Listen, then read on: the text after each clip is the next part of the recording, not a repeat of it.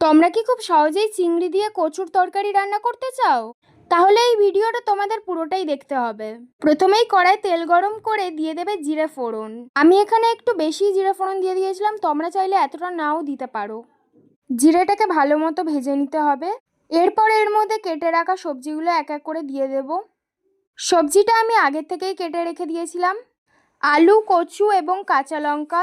জিরে ফোড়নটা ভাজা হয়ে গেলে সবজিগুলো দিয়ে ভালো করে ভেজে ভেজে নিতে হবে।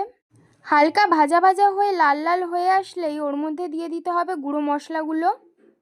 তোমরা হয়তো দেখতেই পাচ্ছ এখানে আমার সবজিগুলো ভাজা কমপ্লিট হয়ে গিয়েছে। এবার আমি এক এক করে গুঁড়ো মশলাগুলো দিয়ে দেব। প্রথমে এখানে হলুদ গুঁড়ো দিয়ে দিয়েছি, তারপর দেব জিরের গুঁড়ো এবং লঙ্কার গুঁড়ো, আর অল্প পরিমাণে লবণ দিয়ে দেব। তারপর মশলাগুলোকে ভালো করে কষিয়ে নিতে হবে। সবজি কষানো হয়ে গেলে এখানে পরিমাণ মতো জল দিয়ে দেবে, কারণ আলু আর কচুগুলোকে তো সিদ্ধও করতে হবে না।